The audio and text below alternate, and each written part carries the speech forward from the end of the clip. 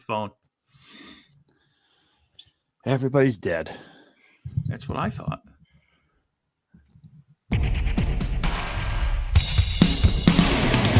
Welcome to the show. Let's see what has been happening in the wrestling world. Welcome to the show, where comedy meets wrestling by fans for fans. The Two Counts, always the best guests in Midwest. The Two Counts, wait time guaranteed because we're the best of the best. Meet B-Ace and JR, Top Shelf Tommy, we're about to start. Welcome to the Two Count. It's time to dig deep into the wrestling world. Welcome to the Two Count, where comedy meets wrestling by fans for fans. The Two Count. The Two Count. The Two Count. Where comedy meets wrestling. Please comment, share, like, and start a hype train for God's sakes. And now, here are the hosts of The Two Count. Comedian John Russell, wrestling broadcaster Big Ace, and everybody's favorite heel, Top Shelf Tommy. Ah, baby, it's Top Shelf Tuesday. That's right. We have to. Hi, Tina. Hi, Dan. Hi, Stacy. We have to say it's Top Shelf Tuesday because good old Tom Chelstrom has paid to sponsor the show today. Yes. So it's Top Shelf Tuesday, like Taco Tuesday, except not as tasty. I didn't get none of this sponsorship money. I didn't either. Listen, I I just told you got guys an this is in the email from works. him. Yeah. And he said, Top Shelf is sponsoring the show tonight. I'm like, Yeah. okay, I trust him. You should. That's your first mistake. Yeah. Hold on. This coming from a guy who has missed several of the Tuesdays since I've been on the show. I've never missed a Tuesday that we weren't already going to not have a show. So shut the hell up there, Ace. So let's just keep it top shelf, everybody. Go ahead. Start. I got like a year on you, bro. Fuck off. Yeah. Well, Anyway, taking fucking much time off now, don't you, fucker? Anyway, Top shelf. Missed 2 shows. Yeah. Oh, Anyway. Still. So this is a Damn it, Tina. Why are we in the Matrix, by the way? Oh, because I had this on there from last night. I'll find something else. It clashes with your fucking hearts, bro. I know. Well, I was gonna leave the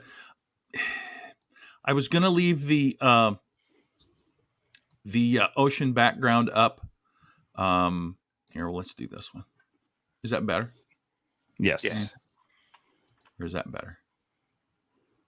It's all good, baby. I don't know why you're talking about this. Anyway, that works better. I was gonna leave my view out of the boat because for the first time ever, now all 3 of us will be going on the six on the beach. Yes, Jericho cruise. And now taking over, baby. Jericho Cruise got ain't nothing on us. Woo! And if I'm honest, I'm pretty excited about it. Fuck yes. I feel like we gotta knock on some wood or something. Well, you never know. Something will happen. I did buy the cancel for any reason insurance. Just because, who knows? They could say, hey, we gotta do surgery on you for something. But anyway, I'm excited. My youngest son, the Vanilla Gorilla, who we like to call, you guys have both met him, 6'7", 4 bills plus, will be on the cruise with us. Would you book yourself? What? What kind of room did you book, you guys?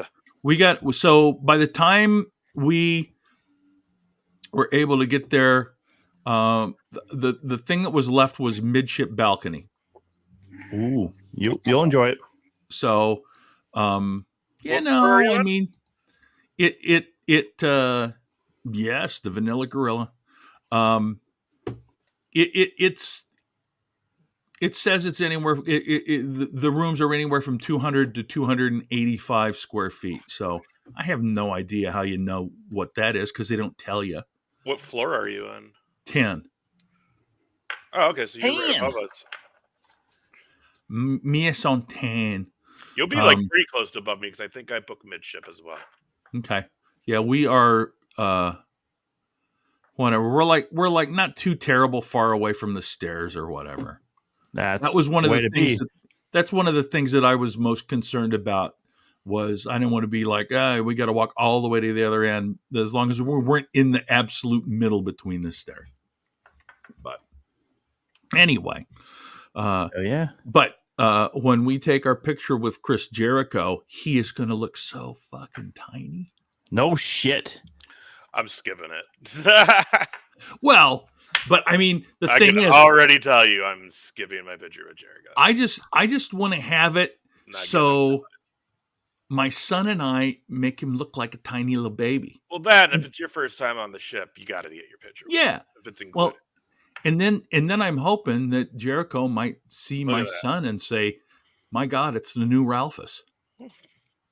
Well, that is he going to wear a crop top? I mean, that's putting it mildly for old probably Ralphus, not. but, I mean, most likely not. But it sounds like you're going to be right underneath Dan and then right above Ace. Hell yeah, man. Where are you, Tom? I am literally like kind of like where we were with the midship there. I'm and that midship stairs. I am right around the corner, basically. Interior room. What floor? 9.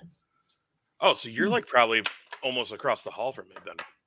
I'm closer to where we were this last year. Yeah, and I'm like right on the other side of those middle stairs. Yeah. So we'll be a little bit separated there. I'll make sure we all have like ways of identifying our doors. So when we go and knocking, just 2 count.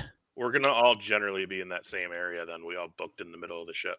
are the doors metal or are they wood? Metal. Sweet. We'll be putting steel, homie. We'll be putting some fucking magnets on them then. Oh, yeah. they were on our door this year. Nice. Yeah. I only walked away with 3 at the end of the ship. So nice. Yeah. Separation anxiety. Calm down there, Dan. Calm down. I think you have separation anxiety. As Tom mentioned, my heart's in the background to celebrate Valentine's Day tomorrow. And our love for all of you who have supported us for all of these years.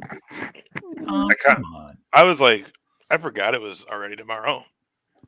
Because, like, to me, the Super Bowl feels like a holiday. Yeah. I forgot that next Monday's a holiday. Yeah, Presidente Day. I got an email today telling me you need to clear your schedule for Monday because it's a holiday. You can't work Monday. I don't know that. I mean, I'd work every day. Hey, look at that, Dan, with giving us some bits there. It would be nice to celebrate a holiday with some moolah.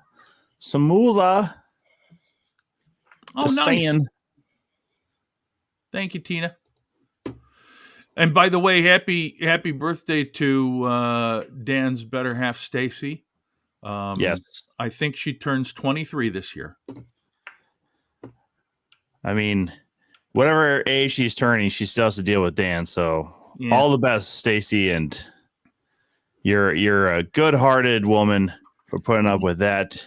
That's how. Well, I guess technically generous. He did give us 500 bits, so we ran into them pretty randomly on the ship. It was kind of funny how many times it was random running into them. Yeah. Well, how many? So if the boat's full, how many people are on it? 2,000. Couple thousand. It depends on how many book per room. So like all the rooms can be sold out. I think guess wise that's usually like just under 2,000. Dan and Stacy probably know.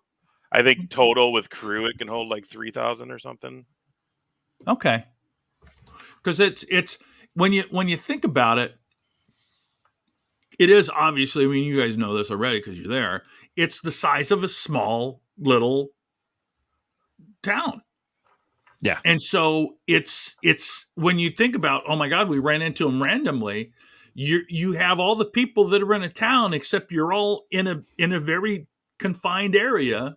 So for a lot of the case, I would think that you'd almost have to avoid people to not run. You know what I mean? It's like, pretty funny. Like I've had it where I see somebody and then I don't see them the rest of the weekend. Then like this year, like we ran into them before even getting on the boat. We were just getting past security, right? And Yes. Devin saw them walking outside the window to come in. Oh no. Oh, was no, it no. you? It was me. Yeah, I went over there, started knocking on the windows like I was like a child in school. Hi. Yeah. So then we walked in with them, and then like Erica and Jenny found us later. But I mean, I feel this time just because we knew a bigger group of people, we ran into more people randomly. Gotcha. But I mean, I've been on there too, where it's like John, that guy John that I know that you met. Oh my God, you too. Whatever. He used to come with this dude named Bender like the first couple of years, and this dude, they would come on together, and then you just wouldn't see this Bender guy the rest of the fucking weekend. No clue where he on one. Oh, he was just, and it was, so it was funny. You can go on these ships and see somebody constantly, and then there'll be people on there you won't see the whole trip. Maybe he's fishing out his balcony. Doing something.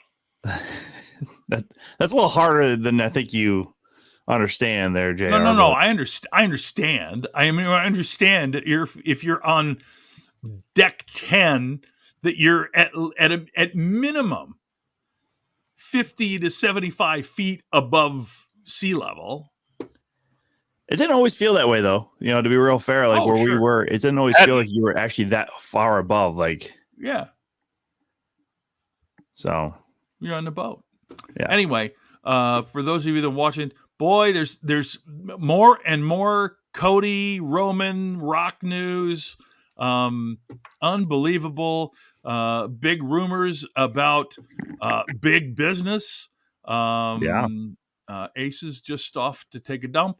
Well, I mean, let's get to this though too. We just saw the Super Bowl. The biggest news was the fact that Sean Ross Sapp and a bunch of other people started saying that the Super Bowl is really the forbidden door, as we got photos of Bailey and Sasha or Mercedes Moné, Trinity or Naomi and Dr. Britt Baker, DMD, all together there at the Super Bowl. So I'm sure some people were probably a little annoyed in some of the companies, but others probably just didn't give a shit because it's on their own fucking personal time and dime. So do your damn thing, right?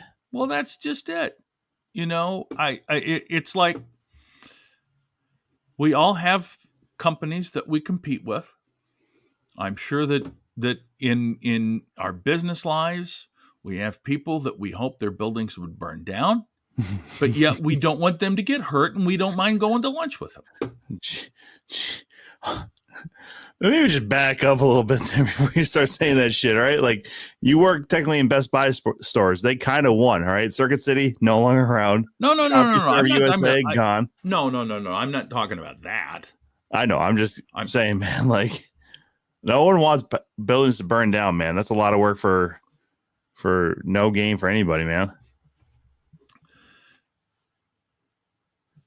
See, that'd be great. I'd be on that cruise. Sure you would. I would. I love to go fishing. Tom, have you ever gone fishing? I have gone fishing. It's been a long time though. Have you caught real fish, or have you caught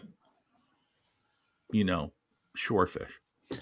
I mean, back when I was a kid, fishing on Mille Lacs, used to catch some walleyes here and there. Last fishing trip proper I was on was up to Pelican Rapids and or some shit like that, and caught a big old fucking muskie. So, oh wow, yeah, there's proof on Facebook about it too. You caught one muskie. Is that why you were holding that up? One muskie. One muskie. But you know what? That son of a bitch hit real fucking close to the boat. And I was gonna be like, I could just pull this in and just start wrestling it down, but they have fucking teeth, and you don't do that with fucking muskies. Yeah. I've been That's true. told. I did. It's actually one of my favorite stories as far as fishing because all my friends were casting off that way, that side of the boat. And I listened to the words of the Lord and I cast my net to the other side or just line. And this, like I said, just reeling it in. This thing's following the line, hits right next to the boat. Just like, I did it. I followed the word of the Lord and I caught the fish. Mm-hmm. You can't eat them, but whatever. That's impressive. Northern, by the way, too. That's a huge northern, Danny. Yeah, that's impressive. Anyway. So, yeah, man. So, Ace, we were out there on Facebook somewhere. It's not. You don't have it on your own page.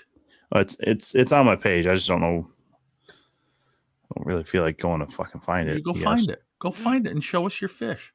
Nobody wants to see your fish. Okay, fine. Jesus. No, he did. That's not a euphemism. Not a euphemism. We want to see the fish that he actually caught. Hold on in this story. He's going to go find it. So, Ace, would you like to talk about the swirls that are happening with WWE at this point?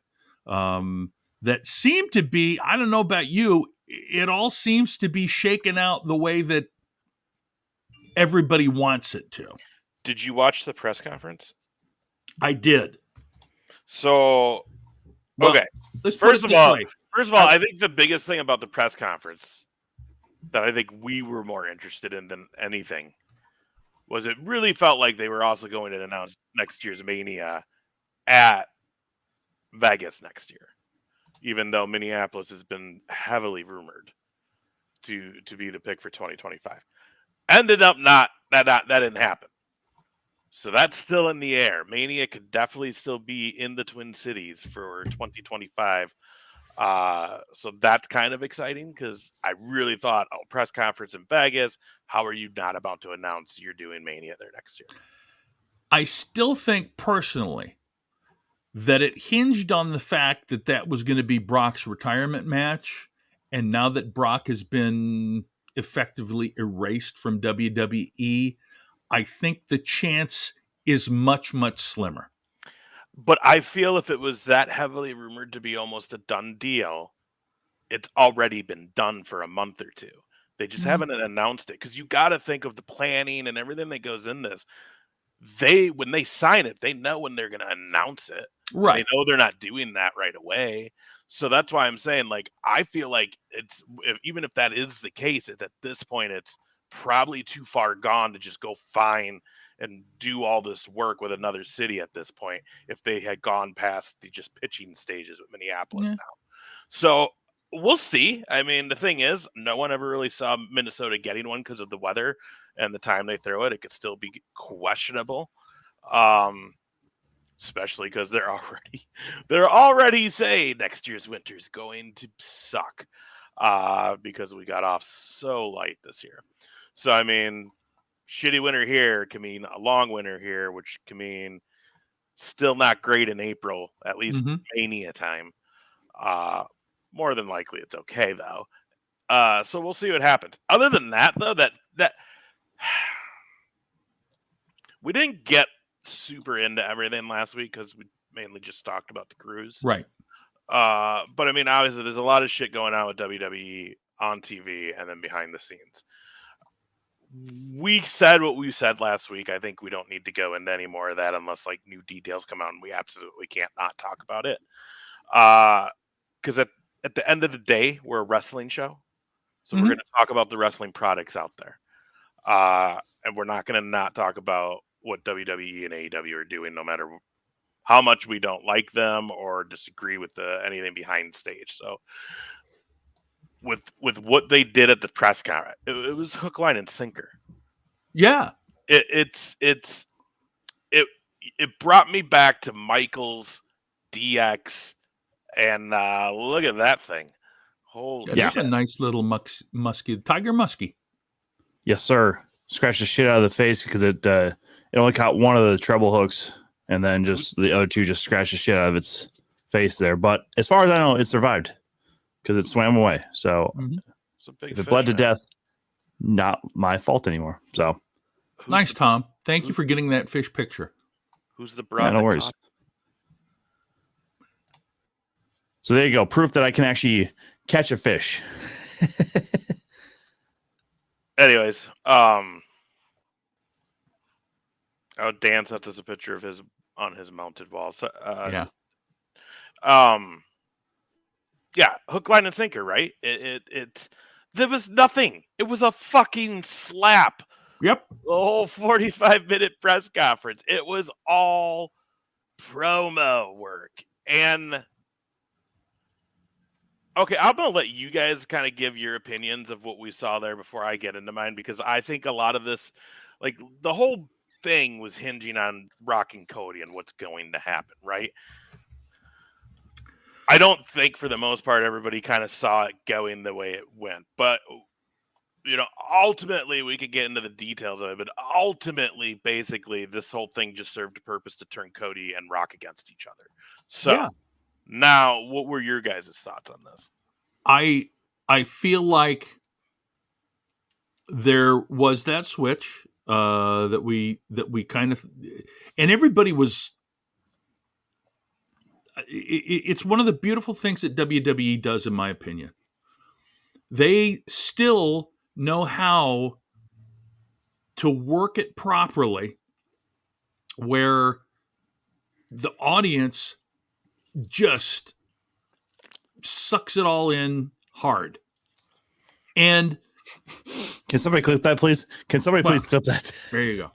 The audience sucks it in hard. And the thing about it is that now, if we combine that press conference with the promo that Seth Rollins did on Monday, and now the idea is that there will be a tag match, and that Cody will still go against Roman and get the so the tag match with The Rock main eventing that first night, and then Roman and Cody on the second night, because that was part of The Rock's thing. Was his deal, from what I understand, with TKO was that he was going to headline WrestleMania, and so he's going to headline the first night, and then Roman and Cody will go for the title on Sunday night. And so to me, it makes perfect sense. And the promo that Seth Rollins did was freaking absolutely spot on if you saw it. And I mean, it's the Bloodline story. Whoever was involved in that has continued. And I got to think that whoever is involved is still involved with this, because it's perfect. It's perfect, in my opinion. Well, the one thing with that press conference last week or last Friday that I was extremely upset about was not only that it took so goddamn long just to get to that point, but the way The Rock came in and was cheered, and then I get it. The fans turned on him just about as quickly as they could possibly write it. And to show the graphic as far as that bloodline tree and the family tree, like, we've seen it. I mean, there's literally been memes about this stuff, and you hear the Usos talking about, or whoever in that family talking about, oh, so he's this person's son, and then so technically like a third cousin. I don't give a shit, man. And then to even just use the "We are the royal family of wrestling" or whatever, like, all right, cool. But we all know from Cody's song, there's more than one royal family. Like, but that's just it. That's what you're supposed to feel. Yeah, Tom. That's what you're supposed to be feeling from The Rock. Like, that's the thing. This trumps anything he has done coming back. This trumps once in a lifetime. This trumps 29. This trumps all the other little bullshit he's done. And the reason that this trumps him is this is actually The Rock being a wrestling gimmick again. This isn't just Dwayne coming back waving to the crowd and I'm The Rock, I'm a movie star, I love everyone. This is him actually getting back to the roots of what he lived in, what he Mhm. grew up in, what he was taught Mhm. by Dr. Tom Pritchard, one of them who's going to be at Waterloo this year. I mean that's the thing. This is the first time we're seeing Rock not coming back, just being like we remember what happened when he did the Rumble save with Roman and he got booed, and it was a genuine shock, Mhm. right? Yes. He does those things because he came out still getting some of the pop. Where the goal after the shit online was, okay, do we go Hollywood Rock? Do we fucking just turn him and let it go? I didn't think they'd do it because they've never done it, because you're not going to turn the biggest movie box office selling actor in the world a bad guy on TV. But then you think about it, and we are in the reality era. We are in an era where even if you don't watch it, you know it's not real. Even if you watch it, you know what I mean? So now he could get away with it now, I think, overall. Right? Mhm. So, like, because as soon as he did the family tree, I'm like, oh, he's trying to be that dick. Like, Mhm. because that's the fan reaction should be. Man, I don't care. Like, I don't want to see that shit. And then just the whole slowly just going against Cody and like, well, hang on, well, it's my blood too. You know what I mean? I think it's great. I think it was a smart idea. I think what they do though is, I don't think it tag. I think it tag matches. Yeah, I don't know. I mean, match wise, they could really do anything. I do think you eventually still have to have him go against Roman. I do Right. think that has to happen. So maybe that's SummerSlam. I don't think he stays with Roman the whole time. Probably something in their match, in the tag match, where it's a heel move and Rock won't do it or some shit like that, and that again will bring that back up, and then you got the Summer to work into the fucking SummerSlam. I think Rock send off match. He goes out on his back at SummerSlam to his cousin. I mean, that's how it should go. Yeah. But I mean, also for the first time, because here's the other interesting thing with this, and this is what's fun, man, because, and I think maybe this is where I lost a little bit on AEW, is just the storytelling behind it.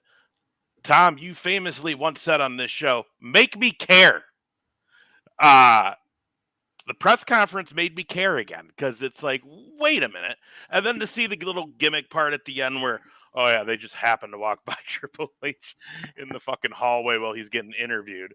And they're going to just so they have to have that interaction, and Rock, throwing an F-bomb out. But like, now you're seeing Roman Reigns kind of playing the bitch role, right? As soon as Rock kind of got behind him and had his back, Roman shut the fuck up, right? Which adds the fuel that when this falls apart, it goes back to, well, even when I was with you, you knew your role. You didn't speak out of line.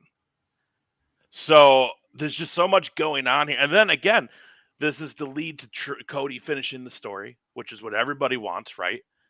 You're making Seth Rollins, who everybody thought was just this third wheel, now be a part of it, and probably will help legitimize that title. Here's the one thing that has to happen out of all of this, though, right? When Reigns loses the Undisputed, they need to do something and combine that into just one title to then give Rollins' title a little bit more prestige, right? Yep. You can't call someone the Undisputed title, but then have a different title on Raw. You just can't do it. It's fucking weird, WWE. It is. I've had this conversation with several people before, as far as the fact of, I get why you do that, but then you should have eliminated the Undisputed off of Roman. I understand why you don't, because he was the one who combined them in the first place to make this weird gold title, like the way it looks and stuff is different.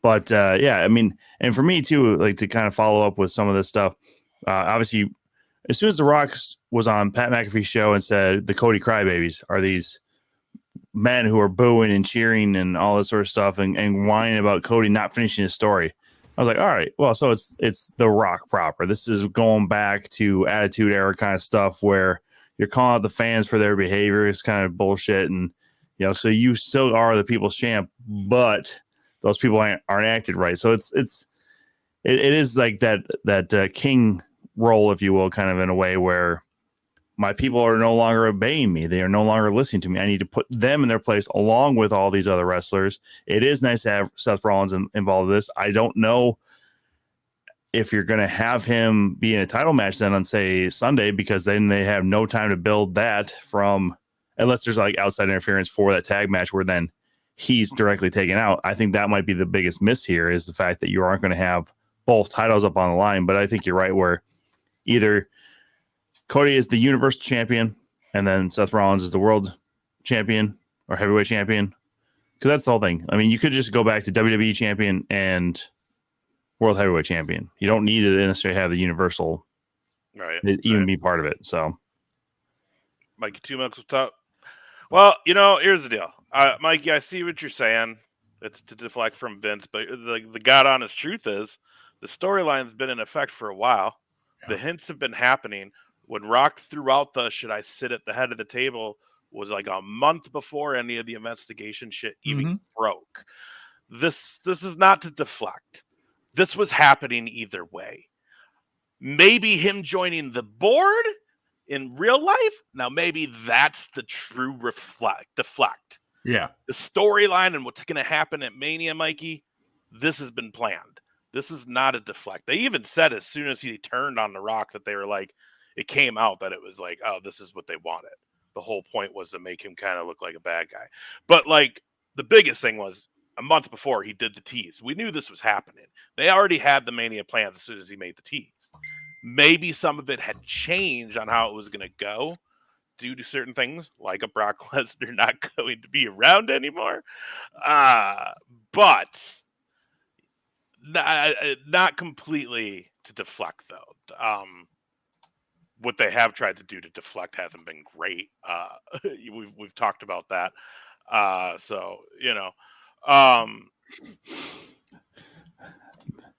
Minnesota's only gonna be ashamed of him for so long, though, because he's still our guy. We're Minnesotans. We love that stuff, even though he grew up in Webster, South Dakota, which is, I don't know, like a stone's throw away from the fucking border. But and lives in Canada. He lives in Canada now, yeah. But he went to the University of Minnesota. But he went here for 4 years, baby. Not even fucking like 2.5. He fucking transferred in. Whatever. Yeah, he was a junior college wrestler. Can you imagine? You think he makes the stage with just being in junior college? Fuck how no. How does he get all that fucking love? Yeah, he was a Viking for a little bit. That added to it, and then Viking to UFC. So then even bigger boners when he became a champ there. How did Roman Reigns was a fucking Viking for all of fucking training camp too? So yeah. How did Benjamin Shelton? I mean, he's just so fucking talented, and he came from Minnesota too, from the U of M with Brock, and just so underappreciated. Well, he's at that level. So the thing is, when you think about the way that a wrestler has developed, right? What we picture a wrestler as, and at least during that time with WWE, it was the, for lack of a better term, muscle-bound guy that looked like a killer. And when Brock went to UFC and legitimized that, it made it even more, because you would say legitimately Brock could handle anybody on that roster, no matter who it was. You could argue that. With Shelton is not as big as Brock, even though he's, in my opinion, more talented as a wrestler, more talented as a speaker. I don't know, maybe. But Shelton's mom, that was always to me, that was a great bit. And, Shelton was one of those who you'd call a workhorse, right? He did whatever they asked him to do. He had some of the greatest moments, though, in Money in the Bank matches. Yeah. He had some of the most acrobatic shit than anybody else in that thing. They would always show Kofi for doing some weird save maybe on that. Yeah. And at the Rumble. But like Shelton in those very first few Money in the Banks was the guy going off the tallest ladder into the crowded guy and like all this other shit. Like, yeah. Exactly. I mean, yeah, it's one thing also with Shelton though too, like and he here's one of those things where maybe we disagree about. I don't think the Mama Benjamin stuff was as good as it could have been, but also I'm a WCW guy, so when you bring in Mama Bagwell, you totally fucking ruin Buff as like a legitimate contender in my book. And so sometimes when you mix that and you start throwing in these storylines where it's involving, especially a mother, and you make the guy look like a mama's boy, which we grew up in an era where that was a fucking bad thing to be, you know, like that was the worst thing you could possibly be as far as getting called that on the playground or whatever. Like, oh, you're just a mama's boy. I was like, I'll kill you. But, you know, it's just, I think that's sometimes where I kind of got lost with Benjamin. I think he was a great tag wrestler. He's a great individual guy. You know, as Ace said, like the spots he did with Money in the Bank, especially. And I mean, let's be real honest. When he took that fucking super kick from Shawn Michaels, that's fucking one of those moments where that should have catapulted him, because now he's not just a great worker. He's selling the shit out of this. I mean, he probably did actually catch heel right to the chin and stuff too. But, you know, he's in the realm. Like, he's being talked about along with one of your all-time great champions in Shawn Michaels.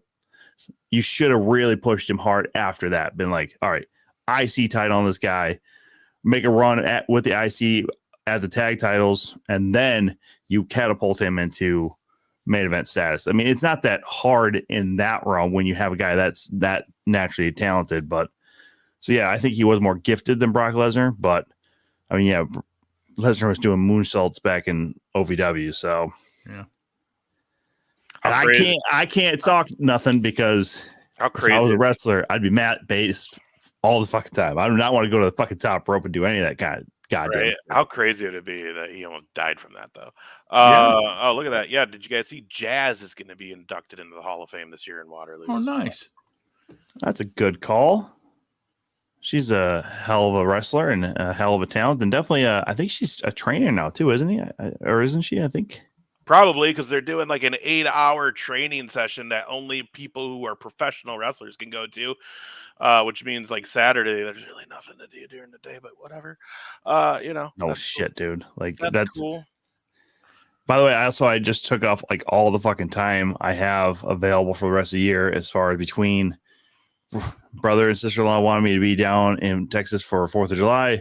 And then that same month we got Waterloo. So that's a couple of days off of work. Then, oh yeah, my brother and sister-in-law want me to have a long period of Christmas time down there. I'm like, sweet. That leaves me with about 50 hours in case of any kind of a emergency or, you know, sickness, or I don't know, fucking golf. If the season goes as long as it did last year, I think it's a day off here and there just to go golfing. Yeah, I'm hoping it starts sooner than later here. Well, I think it will. I mean, we're supposed to have 40s the next, like off and on throughout the next couple of weeks. I think like March, we might just start seeing fucking 40s at the regular, which. Yeah, if that happens. Let's go. It's so beautiful. Fuck you, Minnesota Winners.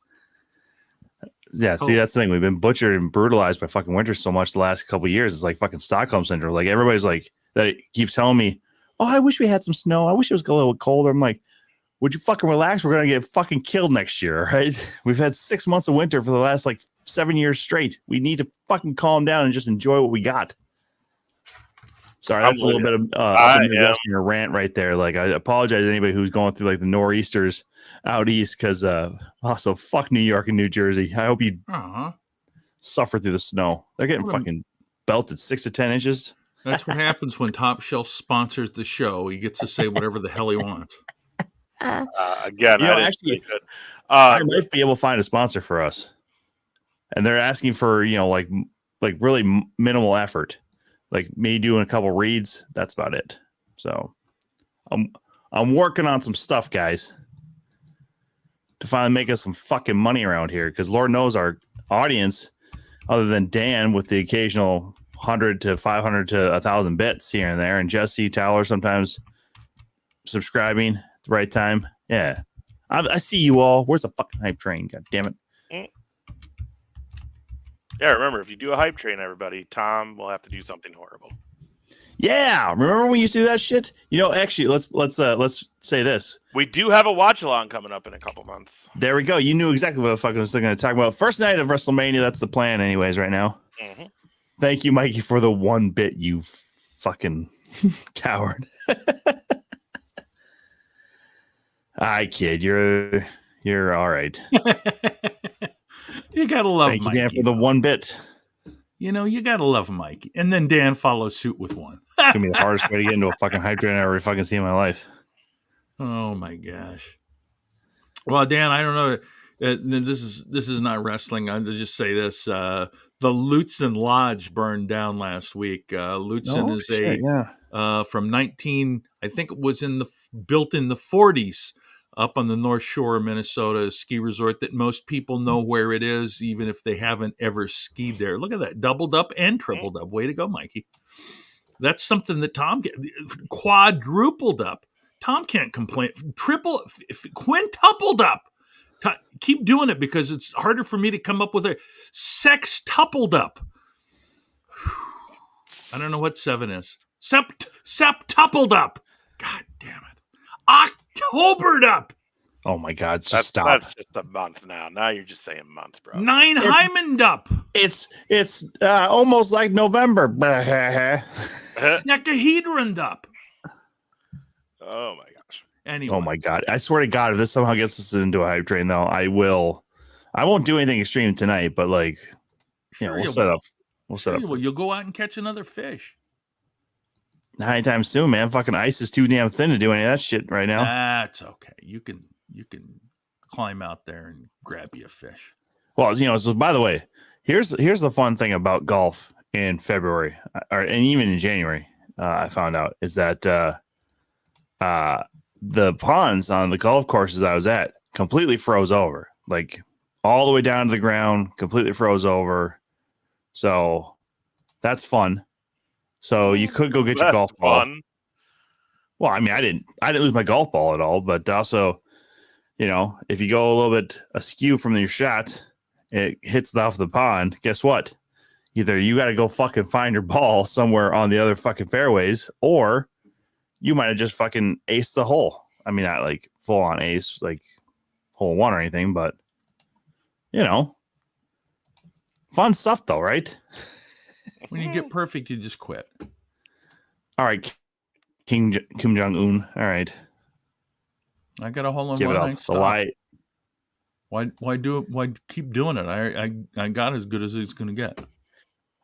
Well, so I did go golfing at just a 9-hole course right here in Roseville, and this last Sunday, but the Sunday before, and I was paired up with his father and son duo, and the dad was telling me that his wife is no good at golfing, but her whole goal is that if she gets his hole in one, she's just going to leave her clubs right there, and she's just going to walk away. Mm-hmm. And he goes, if that ever happens, the sport's better off for it. I was like, okay, that's fair. That's fair. I'm also like, it's a rarity, man. Does she know how rare it actually is to get a hole in one? Yeah, but JR says that because that's what he did. Pretty much what I did. I finished the round, but the next hole I got a 15. Dan, thank you for gifting Tina a sub there. That's a real good idea too. I don't think we're anywhere close to an actual hype train, but I do appreciate the bits and the subs, guys. I mean, that's still real kind of y'all. Now, talking about monetization, did you know that we can actually run ads in the middle of this show? Yeah, we could just literally pause it for a second, run an ad or two or whatever, and then come back.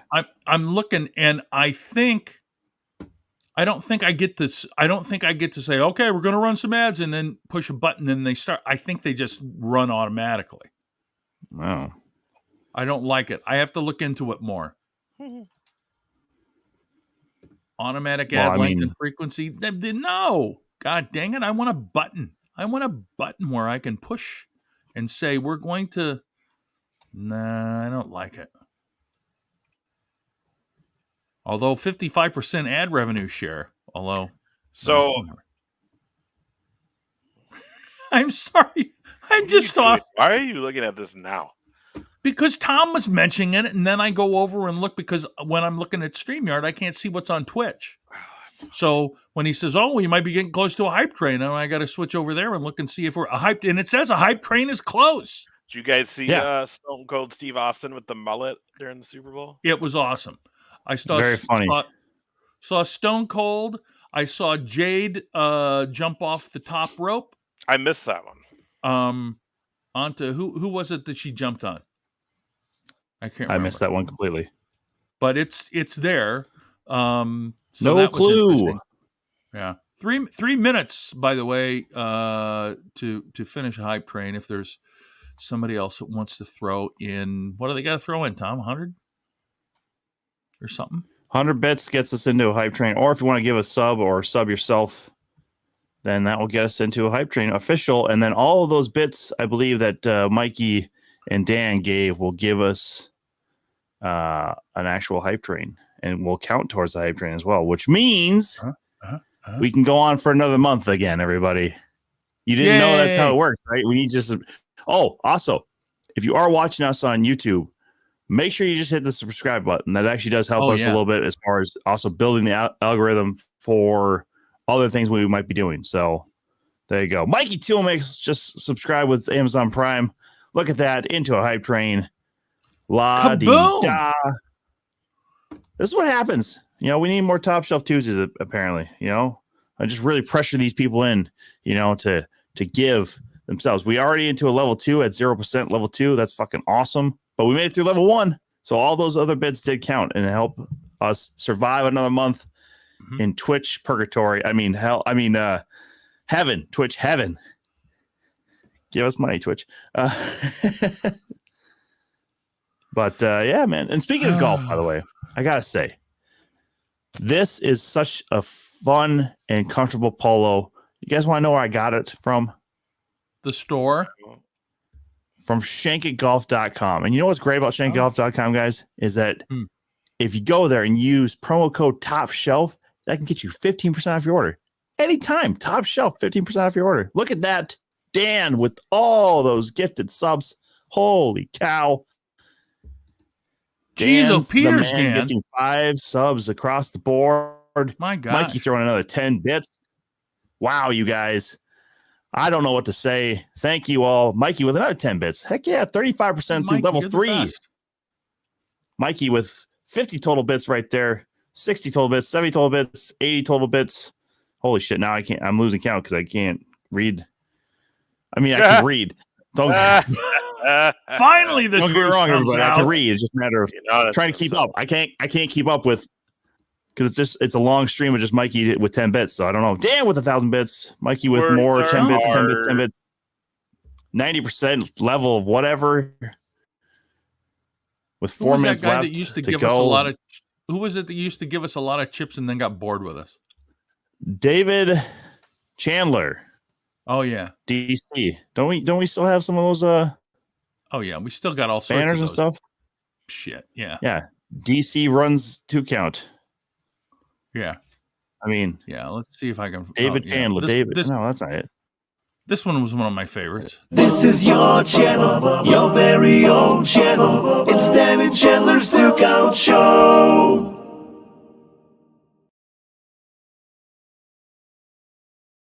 That was pretty good. This is Mikey's channel tonight. Mike, so what Mike. do you guys want to talk about? If we're gonna be all Cody Rhodes about this, oh, Cody, dude, Mikey, thank you so much. Appreciate all those bits there. 10s, 10s, 10s, and then a random 9. He's counting down now, guys. We're getting less and less from Mikey. Don't give him suggestions. Maybe he just accidentally hit 9 instead of 10. Well, I mean, come on. So you can't just accidentally go 9 to 10. Well, sure. By the way, and also I can understand if anybody is on Twitter or X and YouTube watching this right now, you're probably wondering why the fuck I'm yelling about a hype train. Go to Twitch, everybody. That's where we get some of that real sweet money. Nobody on X/Twitter right now. Well, that's not something we got to fucking talk about. Well, holy cow, Dan! We got to come up with. Dan, holy. Dan, I'm going to have to go and have one of our guys make up a thing for you. Yeah, no kidding. And Mikey, look at this. Mikey with a lot more Mikey bits there. too. Well, 4, 3, 2, 1. So I think that's Hype Train success. I 4, think that 3, got us 2, through 1. level 5. Yeah, boom goes the dynamite. Dan is right. Mikey Two Milks right there. You're not wrong. Exclamation points aplenty. Great. For Sounds good Sassy old Lassie. Yeah, level 7, guys. Because it's no longer a percentage of level 5. It's all the way to whatever level we get to. Fucking amazing. Excuse my French, everybody, but It's okay. yeah. By Look the at way, that. Oh, hey guys. I'm not lying. That actually helps us tremendously as we were trying to set up for some stuff coming in the next month or two. So you are all good. By the way, true friends and blessings. And believe me, I'm not going to say that on any other night but this Top Shelf Tuesday. It is a day of thank yous. By the way, not to you guys. for those of you who are looking for and are in the Twin Cities area, on March 9th, your very own Top Shelf Tom and I will be performing at the New Hope Cinema Grill.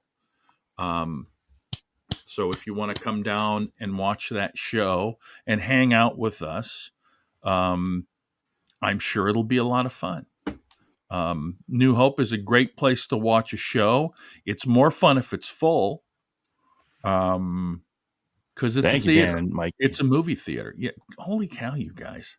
Thank you, Dan. It's more than we deserve. That's for sure. I'm over it. I'm done. More than we deserve, Dan, but we're not giving any back. So, yeah. Well, yeah, I'll tell you what, Dan. I got a plan in place in my head for what I want to do with all of our cabins for next cruise, and I will make sure that I get you and Stacy something special as well. So that's my guarantee to you. What? Walkie-talkies? No, I mean, no. I don't think they even allow there. They don't allow that. Fuck them then. Yeah, because that's the reason I bought the full cancellation policy. They're gonna let me use a walkie-talkie. They can fuck themselves. What do you need a cans on strings? For? This is what you get, JR. Well, I know what's going on. You're taller than almost everybody on the boat. Plus, you're gonna go get your ADA cards and shit. Yeah, booze. I mean, I can get you some booze, obviously, but I'm sure you guys get the drink package too, Stacey. So, are you guys gonna get the drink package? I am. I have to. Well, yeah, I know you fucking no shit. Here's the thing. We've talked about it, my son and I, and we're just not sure. Yeah. We're just not sure if we're gonna, because he's already looked up stuff and he says, oh well, they give you free juice and tea and coffee and filtered water, and I'm like, it still might be best to do like the Starbucks package though, so you can at least get coffee there too if you need caffeine like that, but. I don't know. I know. I was just telling Tom, Mikey, before we came on the air. It's like I'm starting to do and goof things up, and everybody says, "Look at that, JR Biden'd it up again." I mean, yeah, he was just talking about on camera. You seem like a little old man, but you, in person, are a large individual. I'm a big old man. I saw you in the dark alley. Very excited to see you moving around the boat. Yeah, I'll just be shoving people. In essence, what'll happen is I'll have my son go first, and I'll just follow him in the wake. And in all honesty, it's not bad. It really isn't. It's only bad. Like the only shitty part is waiting in line for some of the things. Yeah. There you go. Well, that's always the worst part is waiting in lines. But so there have been rumors about AEW, about the big business in Boston.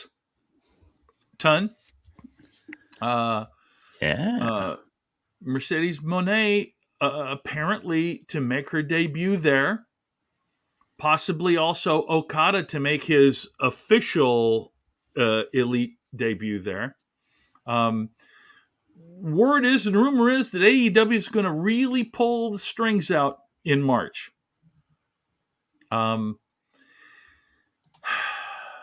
It's funny because my son and I watch some stuff, and I can't remember the name of it, but there's some streams in there, and it's highlights of indie stuff, and it's called OMG. But they're not the ones that do it. And then they have, oh my god. Yeah, that's his video. I know who you're talking about. I watched that channel. Yeah, and it's a good channel. Great and shit. So he's got a thing with Revolver now out of Sammy Callahan's shit. Yeah, so Revolver's on there actually a ton. GCW's on there a ton. PWG's on there a ton. But anyway, point being that we see some like the latest one that was on. Keith Lee does a pounce to Riddle that is crazy. It's the highest I've seen anybody ever get shoved. But then I'm thinking to myself, where the hell's Keith Lee? You know? Well, apparently he's dealing with injury, I think, right now, actually. Yeah. Because he was supposed to be involved with some of these Swerve things before the last pay-per-view, and then World's End, and then that got shelved because he could not get clearance. Okay. I just, and I'll be honest with you guys, we've talked about this. As much as I love wrestling, I can't watch every show that's on anymore. I just can't. What do you mean? It's so easy to watch everything all the time. Do you not have a life? Typically, no. But it's so hard, and I like to I like to go and yeah, I mean, Dan, I know I can do all of that, but here's the thing. I'm getting to the point where I'm looking at movies, and if the movie is over 120 minutes, I don't want to watch it. I don't want to devote that much time to watching them. I'm old school. I was raised in the 90-minute movie, and if it was a really good movie, it would be touching 2 hours, right? And I'm like, I would love to watch Oppenheimer, but I'm not gonna devote that much time to the goddamn thing, right? Yeah, because you don't have that much time on Earth left, so why fucking 2 hours here and there? It's just sort of ridiculous. And anyway, having said that, I do try to keep up, and I do try to see if I can find highlights of stuff that I can watch. And even, I mean, I'll go through and I'm like, I want to watch everything, but if there's something that I am not invested in the story, I skip it. Yeah, Dan, just exactly. Well, there you go. I mean, so I didn't want to watch Barbie, but my granddaughter wanted to watch Barbie, and so guess what, Mikey? My fucking living room is now painted pink. No, I didn't even want to do that, but it is. It's all pink. Oh my god. Well, obviously, yeah, big business. To not digress back to that. Oh, is that what we were talking about? That is what we're talking about. You mentioned, like, as far as Keith Lee and stuff. I do hope we see him back soon. I don't know exactly what's going on. Hopefully he's in good health when he does return. But I will say this. Fuck that. I hope he's in bad health. I mean, I hope he's still got a sprained ankle when he comes back and he pulls a Punk. That fucker comes back with 8 fingers. Again, I'm supposed to be the one that's the heel here, so just kind of maybe just relax. But anyhow, yeah, I still gotta watch that. Iroquois? Yeah. I've not. Really, let me just stop. You said you have seen it, JR? No, I haven't seen it, but I was going to say it's one. But here's the thing: is it $20 to rent it, or do you own it for $20? Because I'm not paying $20 to fucking rent a movie. True that. I mean, my God, you're a curmudgeon tonight. No, but but I don't want to do that. Why would you? I mean, and I want to see it. Okay, so if you can own it for $20, okay, but I still want to see it first. I just there's limited money. Yeah, I I got you, Dan. And I have stuff that's on Prime, but then then you think about it. So you buy this stuff and you can stream it, and then what happens when you die? Nobody gets it. Oh my god. Well, Oh my. I'm gonna go find it in the DVD budget bin over at Walmart, and No, I'm I'm gonna not tell gonna you do guys. that. That's where I found Medea's Family Christmas, and that's where I found Grumpy Old Man, and then Just 2 between years you later, and me, after you that, I got found shit. Grumpy Old You Man. It got was shit fucking taste fantastic. in movies, though, Tom. You have shit taste in movies.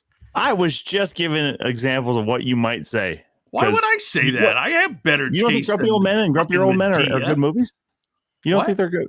You don't think Grumpy Old Man and Grumpy Old Men Grumpy are? Old Men is okay, but Medea is the first one you said, and then I know. automatically you have no fucking integrity. I'm also just making fun of you and what you might want to watch. Also, too, Tyler would I Perry is a wanna master watch treasure. I don't care Medea? what you fucking say. What do you know?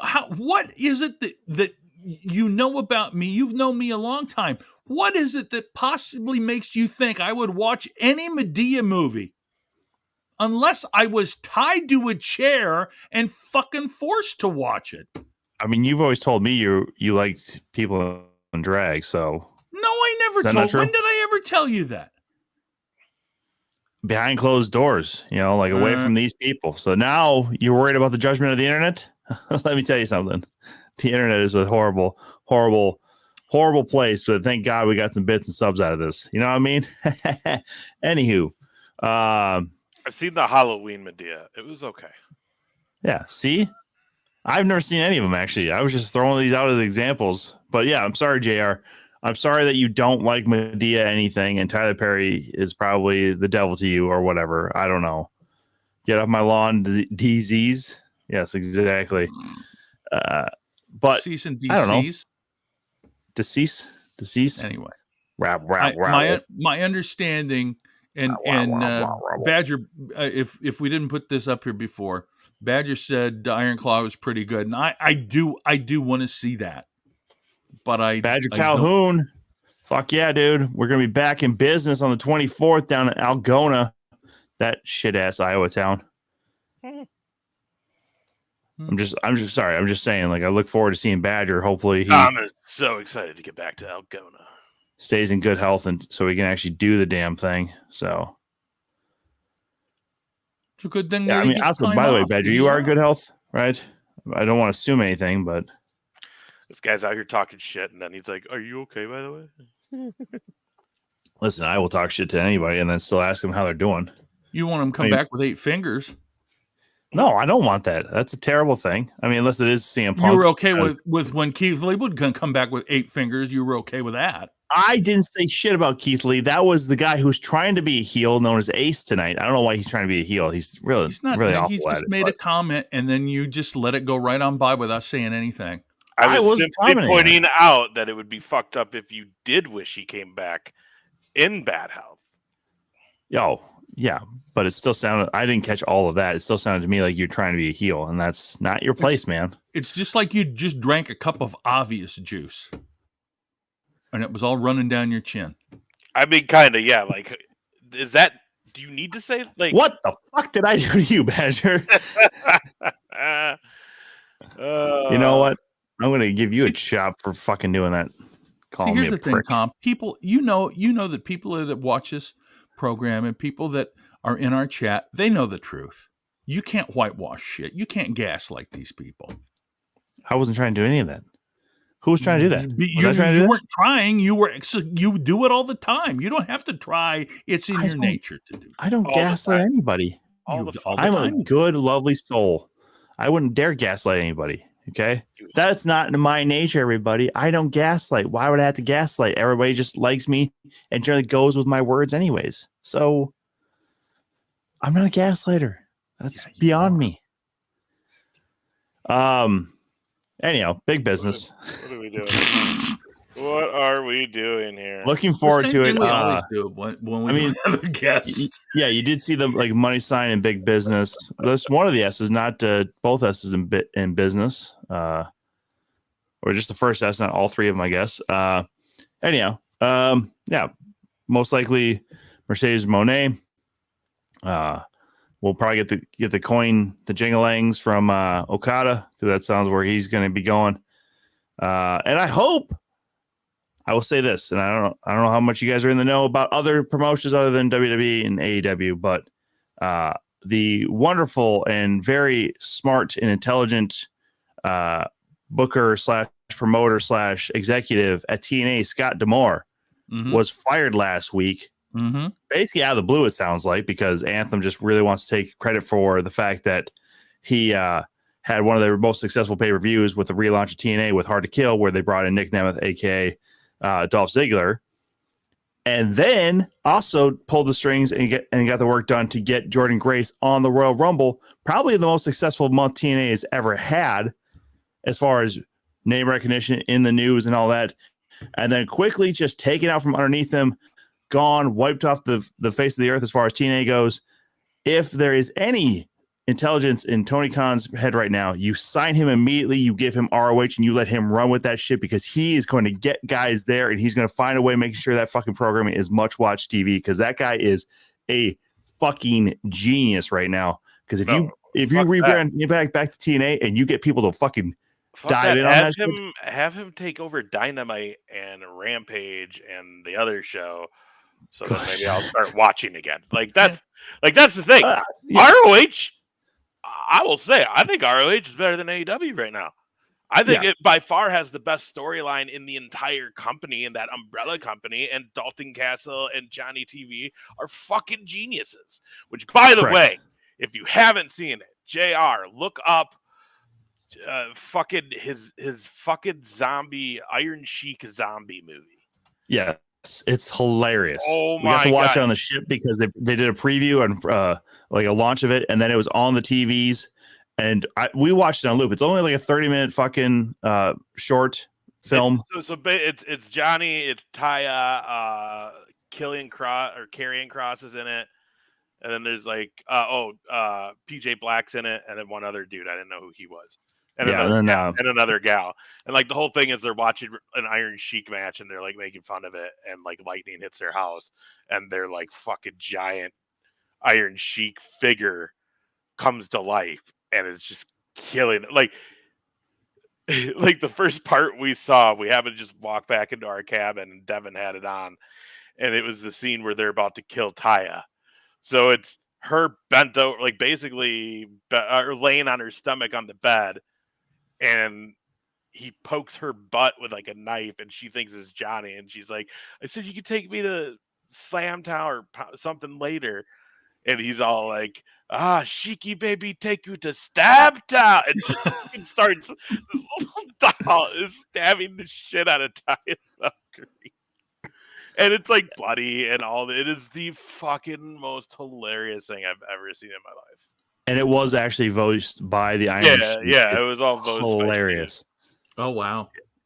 Yeah, like, and you do hear some chick at the end gives him weed, his and medicine. Like, you bring the green medicine for Sheiky baby. Like, oh my god. Yeah, you saw it, Dan. It's hilarious. I don't even know where you can find it. It's like a short film. It might be on YouTube. Who knows? But well, I mean, or who knows? Because WWE has their hands in everything. So with Karrion Kross being back on television, who knows? They might have put the kibosh on that being on YouTube. They might have been able to just force it over to. If they're smart, they did. Rumble or something. I don't know. I mean, it's hilarious. I mean, again, it's over the top cheesy, but it's if you really will, it's a wrestling fans kind of cheesy. It's just like you're gonna laugh, you're gonna have some fun because they're all in character. It's crazy. And it ends with him fighting the Sheiky toy. Like it's just Oh, I remember how it ended. Do you remember how it ended? Yes. Are you going to share it? Spoiler. Are you going to get spoiler alert? Spoiler alert. Spoiler alert. Didn't you just push your ear? Your fucking ear. I know, you just push his headphones further in. So if you're going to watch this and you don't want to be the end be ruined, don't. So if you tell me how it ends, would it ruin the whole thing? Oh no, you're gonna laugh the whole fucking time. Then fine, go ahead, and I don't care. Instead of like stabbing her, he literally just dives up Johnny TV's asshole and like splits him in two. Beautiful. Yeah, it's fantastic. And we just played it on loop. I don't think we ever even came into like the fucking actual start of it for a while, and then we tried to watch it, and then didn't. Yeah, I didn't watch it from beginning to end full. I caught it halfway and then watched the beginning to where I caught it from. But it was hilarious. Yeah. You got to find it somehow. I don't know where you can find it. I don't know where it's at. He What was announced it it, called again? and I don't even remember what it was called. I remember during the improv show with RJ City, he had announced he announced he was like, "Oh, we're doing a screening at like midnight tonight, and then after that, it's going to be playing in the cabins." Which now after seeing that, I wish we would have went when they did the little screening with him, because that would have been funny to see if he was like talking about, because the shit. I can't, like the fucking little Sheik toy. It's like a Stretch Armstrong essentially, but it's Sheiky, and it just dives up his asshole at the end. Just, The Iron Sheik Massacre? yeah, that's probably it. Yeah. How long is the runtime? Because we can tell you if that's correct or not. So it looks there- like there's a trailer first. Yes, share the trailer. Play it. Yeah, actually, let's just do that. Fuck it. Play the trailer. But no, one last thing. Mm. Yeah, somebody needs to hire Scott Demore immediately, because he was also on the ship and he was a fucking delight. So, because again, you never know who's going to show up. He wasn't like billed, but he was just on the ship. So,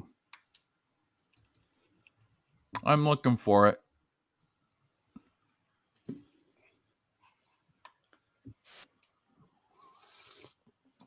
all right, I thought you already had it pulled up. Yeah, I did too. My mistake, everybody. We don't need any dead air around here, so I'll just Stand by. you don't What? tell me to stand by. Yeah, I'll tell you to stand the Some fuck by. fucking producer Stand you the are. fuck by, will you? First of all, I'm the only one standing here anyways, so jokes, everybody. They're hard. That's not good. Isn't that your job? Well, no, for me, they're fucking easy. I'm a fucking pro. This is definitely it. All right, here we go, gang. Oops. Let me get her down there. Oops. Full screen. Welcome to another episode of everyone's favorite show where we scour the world for the worst wrestling out there and put it all in one place. One place! Dude, go to the gym. He looks like a potato. Why is he doing an ab taunt? Old ass bitch. Hello, cheeseburger tits.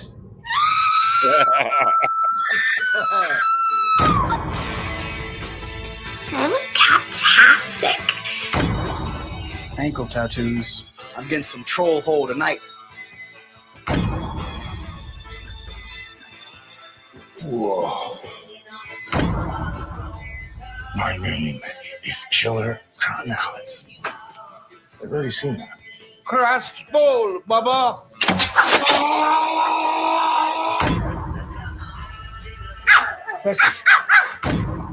Babe, I've told you once we believe you can take me to Slamtown. Slamtown? Shiki baby, take you to a stop town.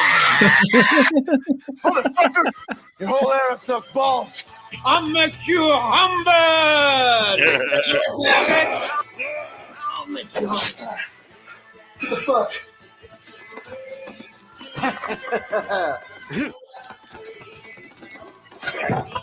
Fuck your cracker. Fuck All the heat you got from that. Hey, shit, compared to right now. That was weird. What the fuck?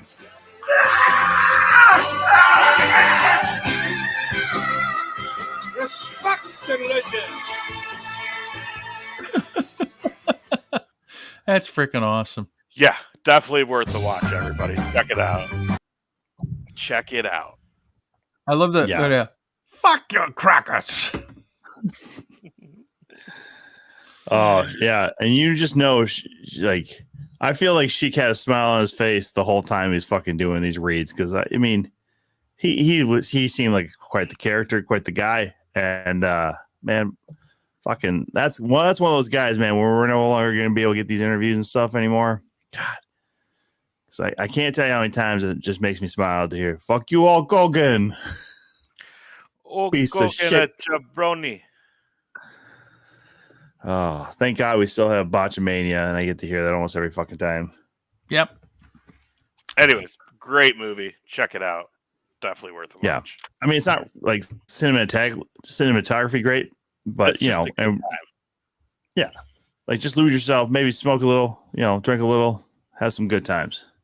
That's all it's about, really. Like, I wish they did a watch along with that with him. Like, I don't know what they fully Mhm. did. I know he said they did like a premiere on the boat, but like, because that, especially at the end, like, so what made you write in the script that you wanted the doll to go flying up your ass to kill you and split you in two?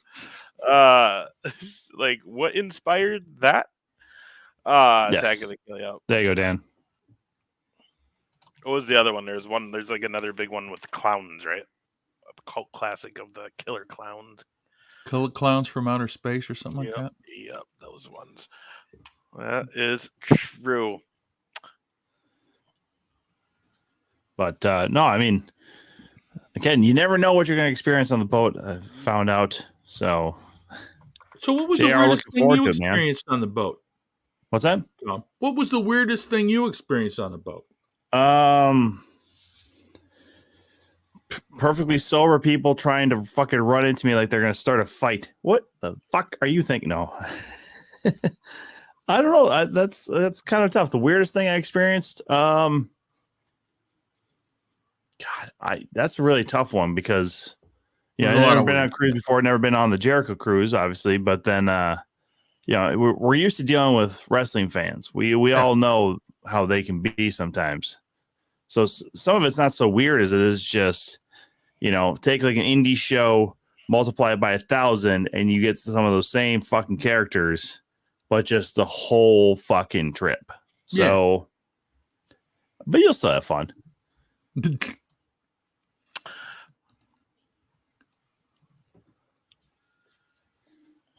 Chopping a guy? Chopping or choking? No, there was a guy who was just getting chopped by everybody. Like that was his thing. Yeah. But then the funny thing is, it's like some foreign dude who looked like he might have been like an indie wrestler. Like all his buddies were having him do it, and he totally fucking just choked on it. Like he had such a wuss fucking chop on the dude. But that's the thing. You see these drunk people on the boat, and like this guy literally like 8 people in a row chopped him. And it's just like, good, you're feeling great now while you're drunk, buddy, because guess what? Tomorrow morning, you're not going to feel great. And you're going to be like, what? I heard someone walk by me one morning being like, oh my God, my chest hurts so bad. Why did I let people hit my chest so much? It's like, you guys, like, fucking. Yeah, you do it for money, first of all, you fucking knobs, okay? You got to get into a hype train during a watch along, and then you have professionals give you fucking chops like the 2 count taught you, okay? You give away the gold for free? Yeah. Somebody's doling out physical pain. You got to get paid for that, son. Unless otherwise, it's just assault, and you're an idiot for letting it happen. What are you doing? Okay, if somebody wants to pay me to chop me in the chest, sure. I mean, don't worry, Dan. I know you only got one hand to do it, and you got no steps available. So, go ahead if you want to fucking pay for it. I guess Would you let him hit you with a rake? What? Would you let him hit you with a rake? Fuck yeah, A rake? You can hit Tom with a rake. Yeah, I don't really give a shit. Okay, like, just not. Dan, Just not in the face. We'll get you a rake. Yeah, just not in the moneymaker. Okay, that's all. Just not in the moneymaker. He won't hit you in the hands. Maybe Kyle Fletcher did hit him, but again, seeing that shit, I was just like, what the fuck, man? Like, I don't know. I also saw a lot of people who didn't know how to wear a shirt properly or get the right size for their massive frames. So a lot of midriffs. That's not so much weird. Just a reminder of what you're going to see on the boat. I'm trying to think of what like the weird things I saw. I mean, there's literally a guy wearing a Ric Flair robe every fucking day. That has to be hot as shit. The guy that dresses up as Jesus, that also has to be hot as shit after a while. But those aren't weird, dude. Those guys have been on since the very, very first cruise, so that's the norm now on the boat. It is the norm. It'd be weird Correct. if they weren't there. Weird shit. Well, probably the dude that we saw eating dinner with Abaddon. Yeah, that drunk fuckery. Just 'cause of how drunk he was and how like struggling he was, and then as soon as they sat down, like he tried his damnedest to be on, like he was normal, and it was just so over the It top. was.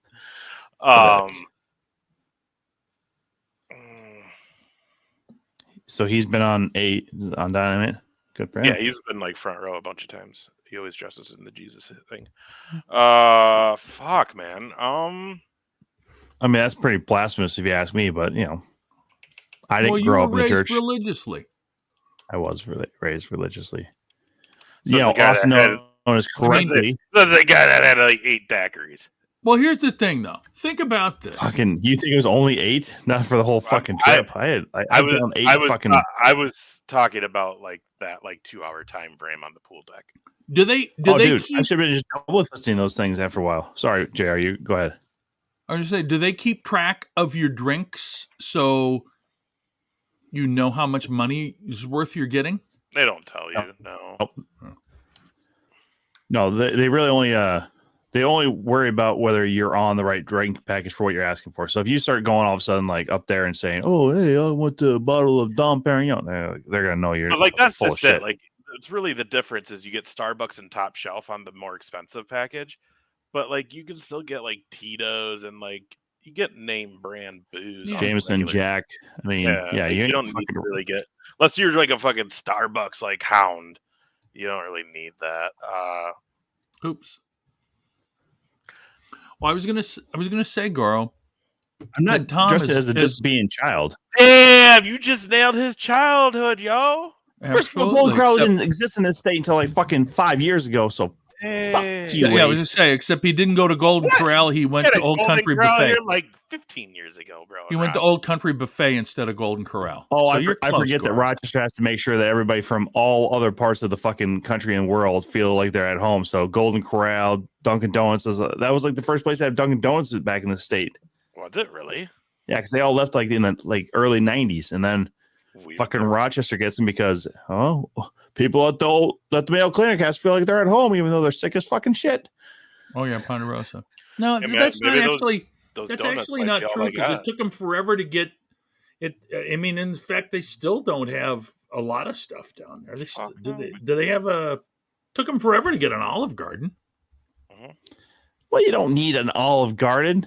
Jesus. Sure you do. We've been rumored to get Popeyes for like 5 years now. Oh yeah, Every year, just and White Castle too. White Castle is a big rumor. You understand, like, those are not things that you should really want, though, right? Oh, but Those I'm are- just saying, like, all three of those things. well-named brands all- that are like everywhere. Yeah. Rumor was they tried to bring Hooters here in the town. And was like, the county was like, no, not happening. Oh, that's just that's a Mayo thing, man. Like they Oh, are and against well, and everything, dude. That's just it, dude. They run who comes and who goes. Yeah. See, thank you. Exactly. If you're interested in this great looking shirt, shankitgolf.com. Use promo code Top Shelf if you want for 15% off your order. But this hat right here, again, this is my crown. Max Club Deuce there in Miami Beach. I'm just glad it all fits the attire, man. Thank you, though. It doesn't match. That's nice. So like, Dude, that dude works out 4 times a day, man. He's never gonna lose that muscle. Is the kid excited? JR is the Yeah, he initially. So initially, when we were talking about it, he's like, "Yeah, I don't know," and I think, because last week we were talking and I think it was Stacy that mentioned Satnam Singh, or maybe it was Erica that I can't remember which. Satnam Singh was on the boat. And I said, Charlie, if Satnam Singh was staying in one of these cabins, you're going to be able to fit. Oh, well, then maybe. But it's so he's never been on a plane. Oh, wow. He's been He's only been to Iowa, Wisconsin. He did drive to Colorado when he was thinking about the fact that he wanted to work at a dispensary. The chip off the I old think it was. block. I think it was. JR. Yeah, I think it was more. I think it was more a. Well, let's go down for the legal weed. Yeah, I mean, well, sorry. So Wait a minute. I think it was more. Hey, there's not legal marijuana in Minnesota yet. That's why he went down there. But then, So a lot of firsts for him coming up with this. yeah. So he is now way more excited than he was when I was just asking about it.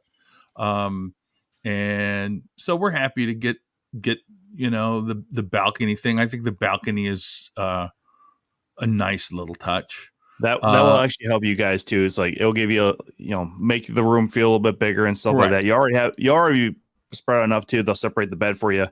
They'll keep obviously the sofa kind of as itself in the corner, so you'll have that as well. So you'll have more than enough room as far as being able to spread out. And you open up that balcony door, man, y'all are gonna fall in love with that ocean, man. He may never come back. He might just stay in Miami Beach. Tell you, sorry, Dad, I gotta stay here. Well, he can do his job from anywhere, I guess. I suppose. But the biggest thing for us is we haven't, and you've seen the dog.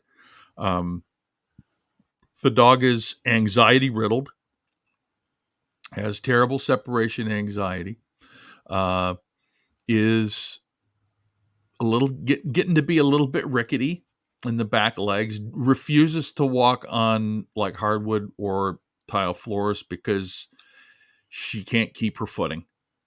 So we're trying to figure out what to do. And my other son is certainly willing to take the dog, but most of their house is hardwood floor. So just glue some carpet to the paws.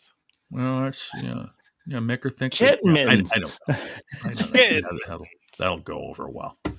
But no. So and the other thing, not to be a braggart, but I have enough Delta miles to pay for our airfare. So that's a huge. Oh, that's dope. Well, yeah, that's a huge discount. You're gonna want to make sure your son gets at least a real ID. I don't know if he has a passport or not. I assume he doesn't if he's not traveled that much, but for sure get that, and then make sure he has his birth certificate ready to go, or just get it all taken care of and just get a passport because then you can fly. I've already mentioned that to him. He's got to get a new. He's got to renew his license or get a new one in November. Okay. So we'll, like I said, I think it's a real ID. Yeah, that's what you need to fly. That, or if he's going to get a passport, have him do it like now. Right. I have the passport card, which works for cruises and everything, so I don't need to actually bring the passport book. Felt like that was a good move. Yeah. Well, and I was told when I got back into the port that actually, if I would just presented my enhanced ID, I would have been fine. I'm like, that's what I thought, but he's just like, oh yeah, no, like, that's great. I'm like, because it basically works like a passport card. It just happens to be that some other fucking places, especially the cruise lines, don't want to tell you to get an enhanced ID because apparently it's a fucking border state kind of thing. So, because it's meant for if you can drive into another country like Canada or Mexico, or for ports. Well, and you know what? Honestly, Dan, that's actually probably a good way of going too. But if his son has never flown before, if I traveled more, I would do TSA pre-check again. But I didn't. Pre-check.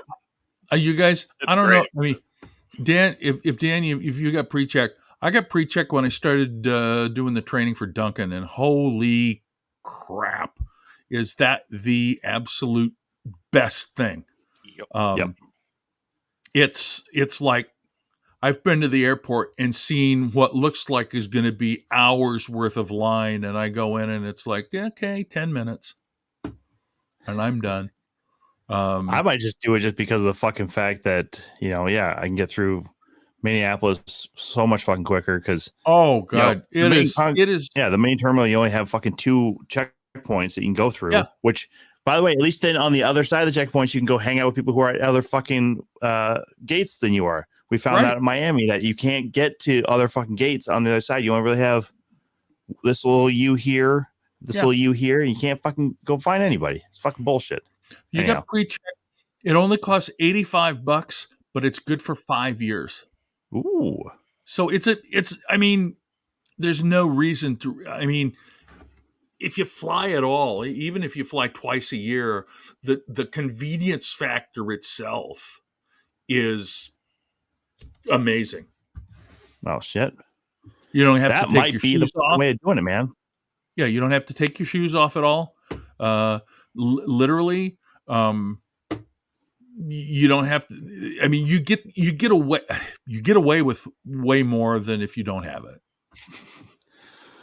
I mean, I've gone through it once because like Dallas Fort Worth coming home one time was just so fucking backed up, and I was already flying first class. So they're like, "Oh, they're like, yeah, you don't buy a luxury seat, Right? if you're gonna blow up the fucking plane." It's like, yeah, like you just all of a sudden sit down, like, all right, this was a bad idea. Well, look, that's just physics. That's just physics. If you're gonna blow up a plane, you buy a gotta middle be able to seat in the middle of the plane. Exactly. See, You don't fucking blow it up at the front. By the way, Twitch, this is against the terms of service. but by the way, like today was the first day on sale to public, right? I believe. That's what I heard. So- Yeah, they already that 75% just to open Yeah. up to the public. So like, it's not hard to think in the next few weeks it'll be sold out. Oh, there's a real possibility. I mean, even by the end of this week. Mhm. Jericho. Yeah, this will I be mean, a and good then- time though. You got you and your kid coming. Yeah. We're going. We got Nella coming. And it's going to the Dominican Republic this time. So, and apparently, Better if get you our are cigar goddamn beach fans, day. by the way, was it? Better get our goddamn beach day this year. Yeah, right. We learned from Erica and Jason, some of the other Cruz family, that apparently a lot of people who have escaped Cuba to still make cigars, they have just kind of transported factories or started creating the cigar factories in the Dominican Republic. So pretty much the same quality between Cuba and the Dominican Republic. So that's what I hear. If you're a cigar fan, it's maybe another little enticing factoid there for anybody. The nephew will be into that. Apparently, he's into cigars now. Oh, really? Apparently, that was a shock to me, by the way, when we were in Cozumel. And to be honest, the only reason I think he bought it is because he smoked that other one the night before in the cigar lounge when we were in there with Jason. Yeah. And I even told him, like, you don't have to smoke that if you don't want. Now he's like, well, I'm gonna smoke one while I golf, and I'm like, okay, buddy. Oh shit, dude! Nice. I don't see. That's the thing. If it's in a confined space, like, and you can't get away from cigar smoke, it can be overwhelming. But if you're in the open air, By the way, I'm gonna just say I this dig right it. here, and I'm not gonna say any names because I don't remember either. And even if I did, I wouldn't say it. All I'm gonna say is this, because this person more than likely is not watching the show. When we were in the cigar lounge, someone had their service animal in there. Mm. That just doesn't seem healthy for a dog to be Mm. sitting in a room that's fully enclosed, just filled with cigar smoke and other smoke. Like, you can smoke cigarettes in there and everything else. So I mean, I don't know. I just thought that I remember being in there and looked at Tom and I'm like, what the fuck? And this poor Yeah. dog just there inhaling all this smoke. Like, whatever. Anyways, moving on. Moving on. I mean, it's not our call. It's not our dog, but yeah, I felt a little bad for the dog too. But also, I am a product of years of secondhand smoke. So, even all these laws where they're trying to say that parents can't smoke if their kids in the car, it's like, fuck you. Because I got all that shit. Literally, windows be rolled down. Fucking parent flips the ashes out, goes right back in my fucking face. Are you shitting me? That's the kind of childhood that these little fucks need. I'm sorry. That got a lot out of control. I apologize. All right. Like, I'm not saying that all kids are little fucks, but Sounds like you were a pussy, Tom. I was a fucking great child. I'm a great human being. Fuck you. Talk shit about me like that.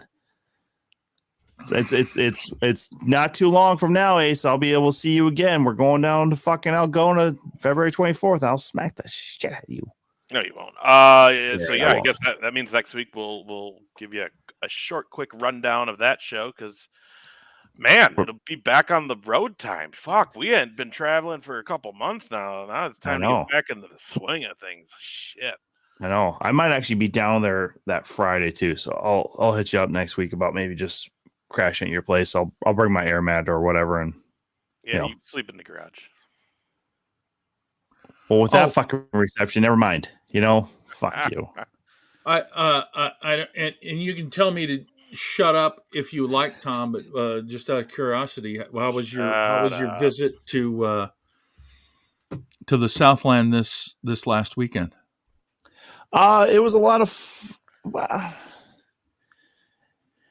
It was fun. It was interesting. I'm doing it again this Friday, but I know that a friend of ours has a little bit of concern already. So, from what he had seen, so yeah, we did go to Goonies. So our good friend over there, kind of gave me some concerning looks as we were leaving, if you will. So here's the thing, because he's one of the guys that called, and I told everybody that, or told these guys, out of the blue, I got 3 phone calls, and I thought, geez, somebody must have put something on Facebook that I died or something. But yeah, I had totally forgotten. Mark had mentioned that you were down there at the show, and he says he paid. You should just tell me, and I'll give you the ticket. Well, so I just want to say that he appreciated that very much. Well, here's my motto with this stuff too, and I know a lot of comics will disagree with this, and even that, Ace, you saw this in some regard too when we did that Madhouse show in Newton, right? So there's a lot of people, if you feel like if you're in the business, you should be able to see whatever show you want for fucking free, whether it's sold out or not. You should always just be able to get in for free because you're in the business, right? And I hate it so fucking much. The sense of entitlement, as soon as you step on a stage to do comedy, that you should be able to show up wherever the fuck you want and say, I'm a comedian, I should be let in. Who in the fuck do you think you are? That is so beyond my realm of comprehension, where people just have this audacity and this sense of just no, I've done that.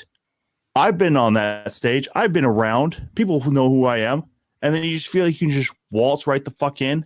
I don't go to Acme, and they literally, I haven't been to Acme in a while other than just to see some shows. Like, I haven't gone to their open mic because it's on Tuesday nights and I got this going on. Yeah. But I don't expect to just be able to waltz in. But even though everybody fucking still knows me over there, House Comedy, everybody still knows me over there. I don't just waltz in, just think that I can I buy tickets like a damn adult.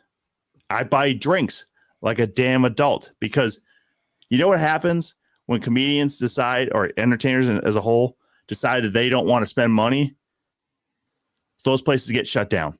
Yeah. And when you act as though you're fucking entitled to be there, or, well, I don't know why the club doesn't, like at open mic nights, just didn't give a free drink for anybody who's performing, because that's fucking money out of their fucking pocket, dipshit.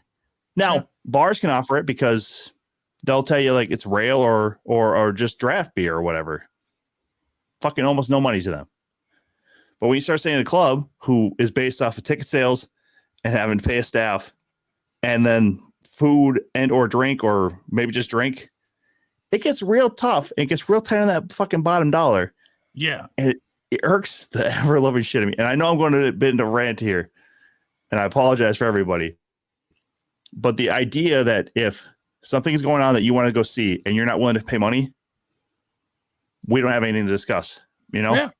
No, I agree with you 100%. And I just wanted to let you know that was appreciated by the owner. And he also, Tom, appreciated the fact that, and I give you crap about this all the time when we're doing this show, but he also appreciated the fact that you did not try to get yourself over and get yourself scheduled while you were down there. I told him I gotta get back more in the swing of things, so I want to try and get down there for a Thursday open mic. Hey, Bryce coming through, baby. with a sub to the program. Thank you, Bryce. Appreciate that. Bryce Jordan, what a nice, kind man he is. Yeah. But no, and and Mark even said, "I was like, I wasn't sure if that was the same Tom." He goes, "Well, first of all, it was in there as Thomas." I'm like, "Well, official name, and I'm using a credit card, so so he's just like, "Yeah, I wasn't sure if it's the same one or not." I'm like, well, you can Google it. I'm pretty sure there's actually no other Tom Chilstrom in the world that I've found out so far. So if you guys want me to brag a little bit more, I'm 1 in 8 billion people. So Satnam Singh can suck it. 1 in a billion? Fuck you, dude. 1 in 8 billion. Well, I don't know if there are That's more why- Satnams. I don't know if there are more Satnam Singhs either. He billed himself as 1 in a billion. I bill myself as 1 in 8 billion. I King wasn't over looking. What was he talking about? He's talking about how he's going to try to transfer from being top shelf the way that Will Ospreay is to trying to one up Satnam Singh's His 1 in a billion claim. I'm 1 in 8 billion. I'm just that much better. I'm literally 7 million better than Satnam Singh. Can you guys imagine for a second? I mean, I know there's probably plenty of John Russells, but Ace, your real name, I don't know. Like maybe you are 1 in 8 billion too. Who knows? Yeah, maybe. I mean, you definitely have the physique and the complexion of somebody I've seen at like every fucking wrestling show ever. So like, even if it wasn't you, I'm just saying, I mean, so do you. So yeah. So be it. But name wise, top shelf, always top shelf. Tom Chilstrom, baby. Let's end this on that. No, I'm just kidding. That's so, a little bit. Boo. Well, it is Top Shelf Tuesday. I can do whatever the fuck I want, right? I still Within wait to see this. reason. I'm still waiting to see the sponsorship money. I don't believe you really sponsored the show. Well, I subbed back to the program. Does that not count? I helped with the hype train. Technically, it does. Okay, I guess so. I guess. Hey, Bryce, by the way, how'd it go last Saturday? I know you're back in the swing yourself as far as wrestling season, so I'm assuming you won. I mean, it's season. Yeah. You had Mr. Prentice there in your corner, which I got to tell you, I'm a little bit hurt. Your team top shelf, and you didn't ask your boy over here to come and be representation for you. But you know what? It's fine. I will get over it because, well, you're a good friend of myself and the shows, He probably didn't choose you because he didn't want to scare children in the audience. But you know who he chose? Yeah. The guy that apparently Tom has an issue with. Yeah. Yeah, I said Jason Makes Prentice. perfect sense. I need you to pay attention, Ace. All right, whatever other side problems you're doing right now, I need you to listen to me when I say these things. I need just, it looks like you're looking at the screen, but I don't know. They're like, what is he talking about? I need you on the ball, Ace. I need you on the ball. Yeah, I'm not getting on your ball. Yeah. I didn't say my balls. I just said on the ball. Yes. Ready to go. Fucking gross, Jeez. bro. You gross. Whatever. Yeah. We're gonna do one night watch along for Mania, so that's exciting. Everybody, make sure you check that down on the old calendar there. There's really nothing else happening. I mean, we have Double or Nothing Memorial Day weekend fastly approaching. We've never done a watch along for that, but I also won't. Well, I guess I might be back for it.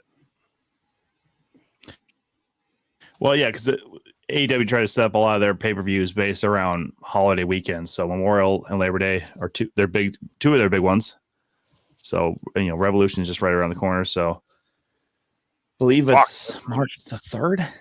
So something like that. So yeah, fun stuff though, man. Like we're hitting the stride. Road to WrestleMania is obviously already started. Sadly, football season is over, so that's kind of until sucks. March, baby. Then we got the guys, UFL. Did you guys watch the Super Bowl? Were you in it? Did you love it? Yeah. Absolutely. I thought it was a good game. I liked the way that it was all scripted out. A lot of people thought that they didn't show Taylor Swift enough. A lot of people thought they showed her too much. Ultimately, if you timed it out, it was, I think, 54 seconds worth over the course of the whole game. Which, 1 minute of her doesn't bother me in the least. Yeah. I definitely, in the scale of seeing Taylor Swift not performing and Lil Jon performing, I think that was an even balance. Yeah. I thought the game was really exciting, and here's the funnest part for me, right? I went over to my other sons and watched the game over there, and when we got there, my grandson and granddaughter each had little tables that they had set up with chips in dip, and if you wanted to come in, you could buy a chip and dip combination, and they were also being sports books where you could they would take bets on the game, and you could either bet $1, a candy bar, or just a bet. So I truly thought that the 49ers were going to win. So I, of course, said, Stupid. Yeah, I know. But I, of course, that's because I didn't trust the script. But I bet on the 49ers, and the anguish of my grandson and granddaughter was palpable when they were behind. They were beside themselves. And then when the game was tied, the first time, they both ran into the room and said, "In your face, in your face, in your face." And as the 49ers got ahead again, my grandson, again, beside himself, just couldn't take it. And then it was tied.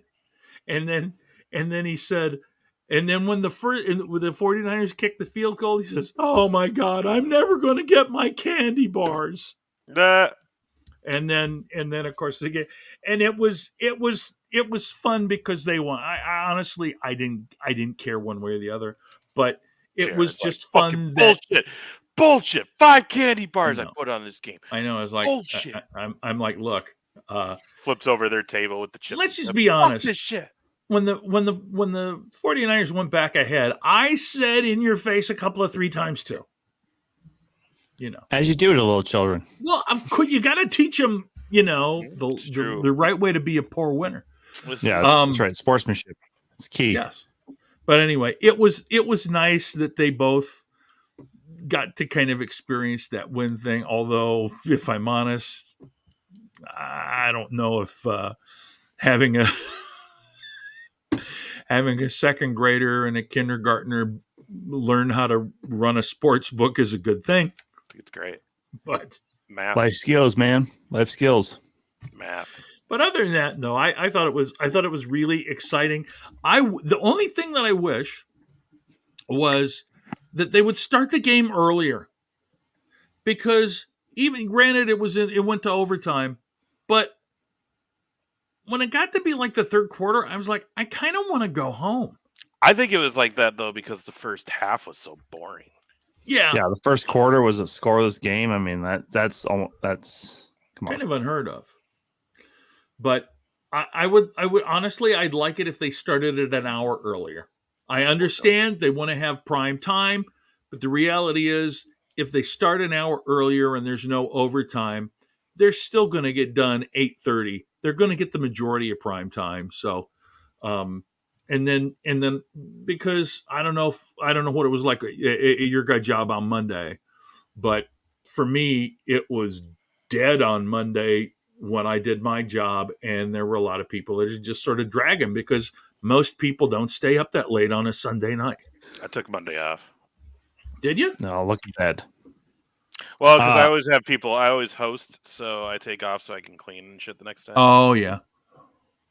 What is with your camera, by the way? This is not like this is a little bit of a side, but No, it's because like apparently if I have it on like a PC, it won't do this as much, according to JR. But it's the Logi camera just being dumb with the iMac. That is unfortunate. No, I thought the game was good myself.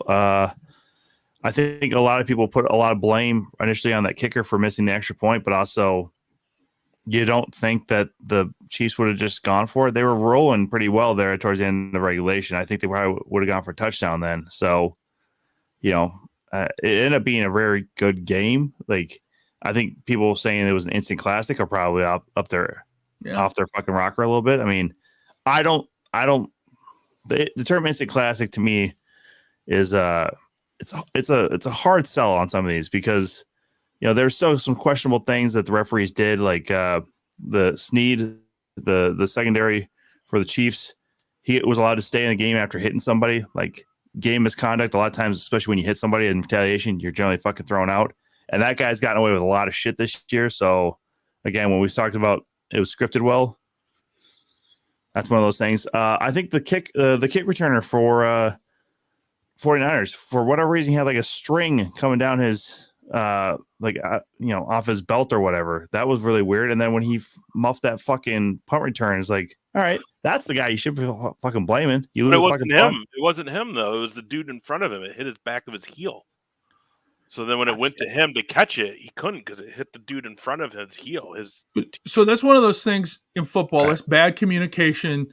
The guy that the ball hit, who was not even looking at the ball, he was guarding. He was guarding somebody. He should have been he should have been nowhere near there. Well, yeah, but and that's one old man telling off another old man here. I already read that. And put it up on the screen. Did you guys have a favorite commercial at all? I know the commercials kind of just aren't a fit. I'll tell you, people still watch for commercials, but they're just not.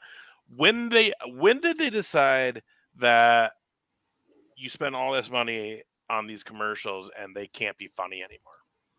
I don't even think it's that as much, Ace. I think it's a fact that they leak them out and put them on YouTube ahead of the game.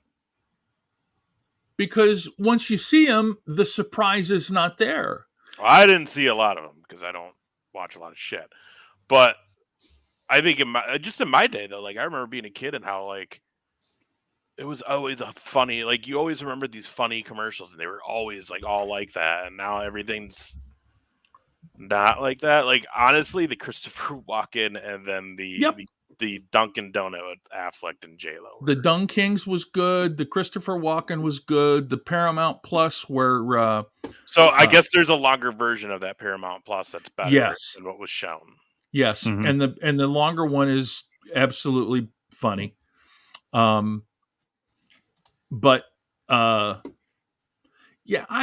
see, I don't know. Here's the other thing. Here's the other thing too. If you were watching, there were two Jesus commercials, and I'm thinking to myself, where did Jesus get $7 million to kill people washing feet?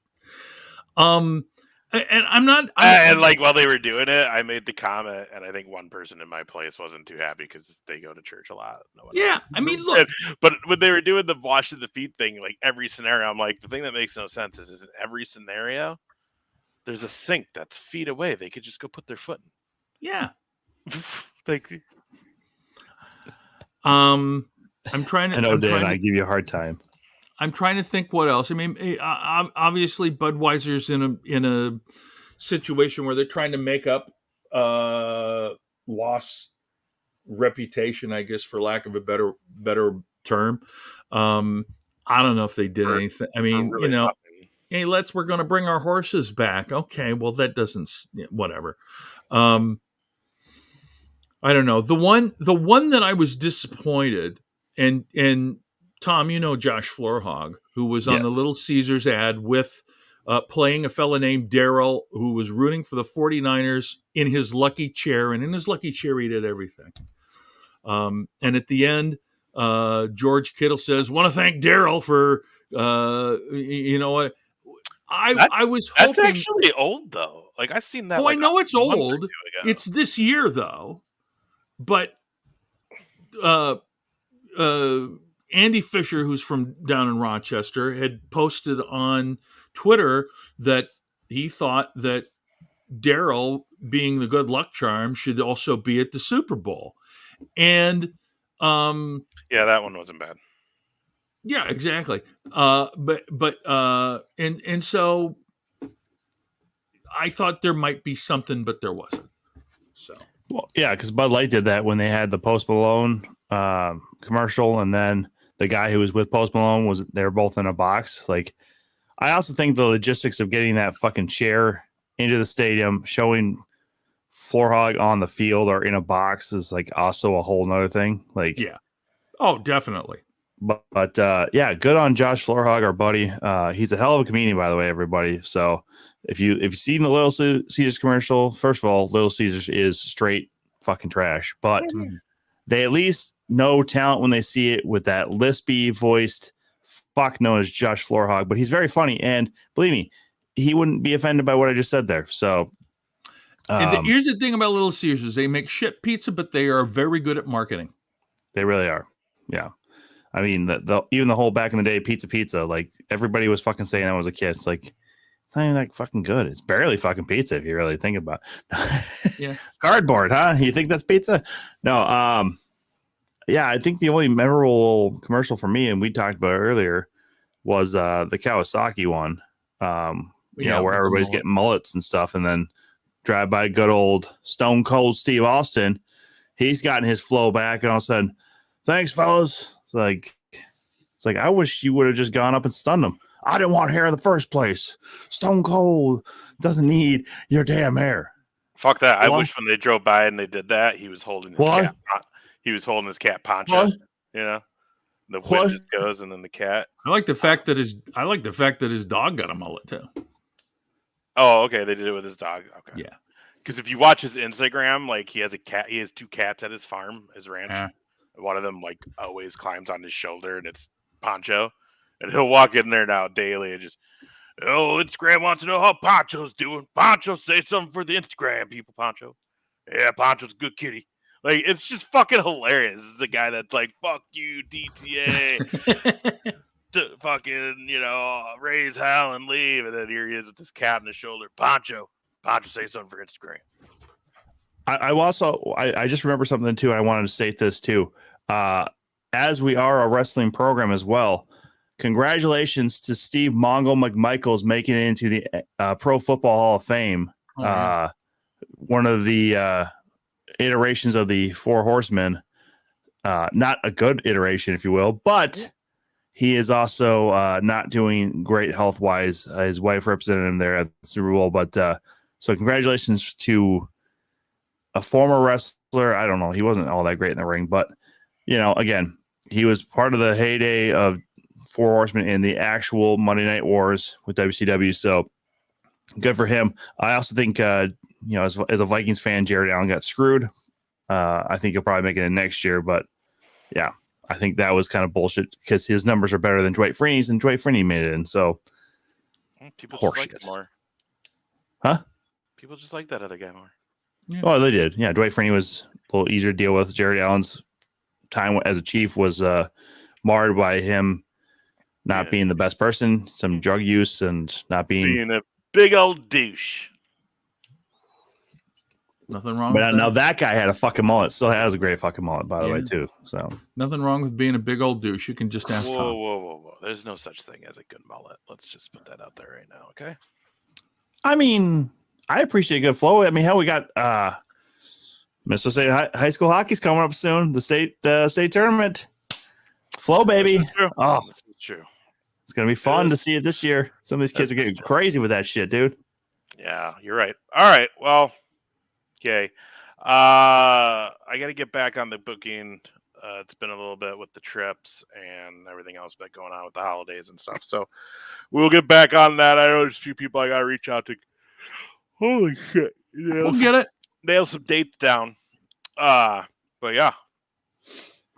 So March. First of all, Tom, are you doing anything this weekend? No, I'm working the door Anything? on Saturday at Dusty's again, but that's it. All right. Anything in the near future other than March 9th? I have one. No, I have a private show that Monday before, so that's going to be fun. And then I have one in April. I just don't know the exact dates. So, Gotcha. Bud, you also have. oh, that's a good question there, Dan. Yeah, Andre Johnson made it into the Hall of Fame, but Torrey Holt did not. Yeah. Tom, you also have. Oh, look at this, by the way. Tag Team Photography just put a great photo of all of us up from Waterloo. Good old Clint Dye. We will share that to the page there. No, we won't because I have to switch. Anyways, one more thing coming up for Tom, as well as I'll be there too. And that is February 24th, Absolute Pro Wrestling, Algona, Iowa. Big matches. You got Ethan Everhart taking on the Big Picture. You've got Alvin Falcone taking on James Jeffries. We got a Hale twin taking on Frankie J. You got the boys, which we all know Tom pops hard for. They're hard. Team Top Shelf for life, baby. In tag team action. One I'm interested to see. Leo Santel will be taking on oh shit, I just lost it. Anyways, either way. Leo Santel in action. Yeah.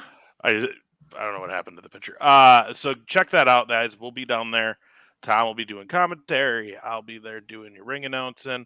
And Friday the 23rd, if you're in Rochester, come on out to Social Ice downtown, Peace Plaza. I believe myself and possibly Tim Nella will be down there emceeing the event. Nice deal. March 1st, I'll be down at the Main in La Crosse, Wisconsin. March 9th with Tom at New Hope Cinema Grill. And then April 12th and 13th, I'll be in Rochester at Goonies. I'm also doing something in Buffalo Lake, Minnesota. I don't remember what day it is. It's a fundraiser for the firehouse. So, boom. Yay! Boom. That's it, folks. That's a wrap. Dan, Mikey, thank you so much for giving us your money. We appreciate it so much.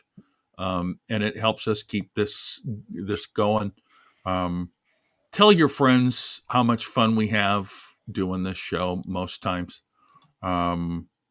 We'd love to have more. Well, let's be honest. Most of the time, Tom irritates the shit out of us. Right. Yeah, okay.